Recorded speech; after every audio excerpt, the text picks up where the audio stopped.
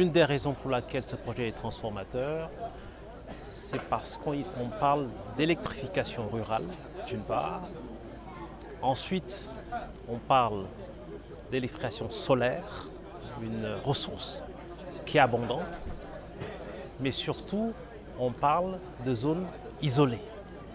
Donc l'idée ici, ce n'est pas tant l'accès à l'électricité qui est extrêmement importante, mais c'est l'utilisation productive qui peut être faite de l'électricité.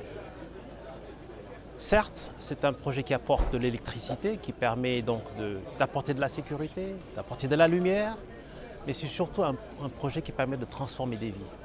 C'est un projet qui donne des opportunités, qui donne de l'espoir, qui permet aux femmes que nous avons entendues aujourd'hui, aux jeunes, mais aussi aux moins jeunes, de pouvoir s'investir dans l'utilisation de cette énergie pour des objectifs de transformation. Transformation en termes d'activité, en termes d'accès à la santé, d'accès à l'éducation, même à des heures tardives, lorsqu'il n'y a plus de lumière.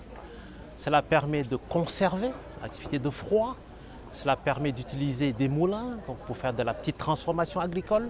Donc c'est un projet qui donne des opportunités qui peuvent être transformatrices pour la vie donc, des populations.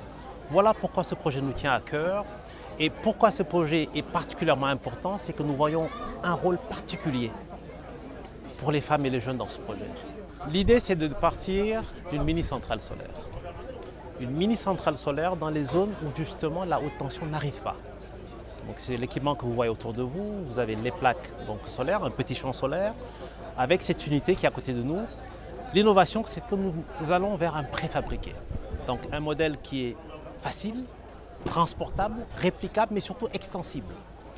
Et l'intérêt, c'est qu'un tel modèle permet ensuite aux villages environnants, mais qui sont un peu éparpillés, d'avoir accès à des kits domestiques.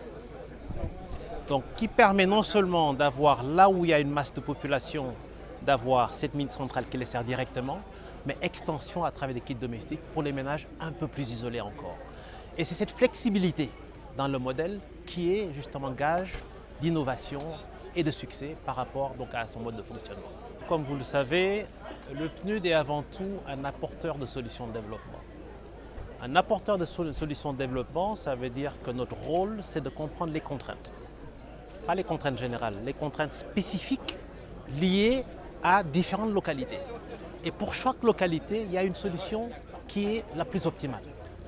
Et c'est pourquoi vous verrez ici une mini-centrale solaire, mais dans d'autres localités, vous verrez des kits domestiques.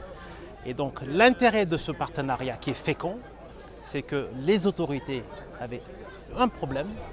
Nous avons travaillé ensemble pour trouver la solution qui convenait le mieux, de manière à pouvoir donner l'électricité à des populations qui, sinon, seraient privées d'électricité et de toutes les opportunités et bénéfices que cela offre.